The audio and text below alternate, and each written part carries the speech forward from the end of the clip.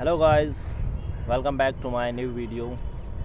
So today we are going to discuss about very serious topic, that is English speaking.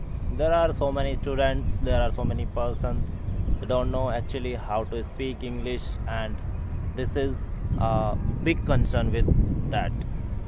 So दोस्तों मैं यही बताने वाला हूँ कि इंग्लिश स्पीकिंग के दौरान कौन सी ऐसी ज़रूरी चीज़ें हैं जो हमें करनी है। तो सबसे पहले दोस्तों हमें ये पता होना चाहिए कि हम बात किस बारे में कर रहे हैं। अगर हम पास्ट की बात कर रहे हैं, या हम प्रेजेंट की बात कर रहे हैं, या हम फ्यूचर की बात कर रहे हैं। सपोज़ दैट अगर हम प्रेजेंट की बात कर रहे हैं, जैसे कि मैं खेलता हूँ, मैं जाता हूँ, मैं काम करता हूँ, मैं ये करता हूँ। और जैसे हम पास्ट की बात करते, जैसे कि मैंने कल खाना खाया था, मैं कल स्कूल गया था, मैंने कल पढ़ाई की थी, तो ये होते हैं पास्ट के सेंटेंस। और फ्यूचर की अगर बात करें तो फ्यूचर में जैसे कि मैं कल जाऊँगा, मैं कल आऊँगा, मैं कल टीवी देखूँगा, तो ये सब फ्यूचर के सेंटेंस होते हैं।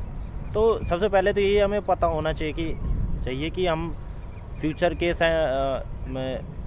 के लिए इंग्लिश स्पीकिंग कर रहे हैं या फिर कौन से टेंस के लिए कर रहे हैं। सेकंड वन थिंग इज़, हमें ये पता होना चाहिए कि सेंटेंस को फॉर्मेट कैसे करना है कि नहीं। तो उसमें जो स्ट्रक्चर होता है वो हमें पता होना चाहिए, बेसिक। अगर हमें वो नहीं पता है तो हम कुछ भी इधर उधर लगाएंगे, आगे पीछे करेंगे, तो वो फिर फ्रेमिंग में नहीं आएगा। जैसे कि अगर मैं बोल दूँ मैं बाइक चलाता हूँ, तो सेंटेंस क्या बनेगा, आई राइड द बाइक, ठीक है। और जिसको अगर फ्रेमिंग नहीं पता तो वो कुछ भी लगा देगा, राइड मी बाइक। दोस्तों जैसा कि आपने देखा, हमें फोकस इसी चीज़ पे करना है कि हम किस सेंटेंस की बात कर रहे हैं, फ्यूचर की कर रहे हैं, प्रेजेंट की कर रहे हैं, या फिर पास्ट की कर रहे हैं। तो इन सिंपल के कुछ रूल्स होते हैं, कुछ इनकी आइडेंटिफिकेशन होती है जिससे हम इन्हें पहचान सकते हैं, आइडेंटिफाई कर सकते हैं, दैन हम सेंटेंस कर सकते हैं, बना सकते हैं। And second one thing is, हमें कुछ वर्ड्स पता होना चाहिए। Let's practice with some Hindi sentences to translate with English. जैसे कि मैं फ़ोन चलाता हूँ, I use the mobile phone. मैं क्रिकेट खेलता हूँ, आई प्ले द क्रिकेट। मैं बाज़ार जाता हूँ, I go to market. So friends, आपने देखा कितना इजी है। और जैसे कि मैं इंग्लिश बोलता हूँ, आई स्पीक इंग्लिश।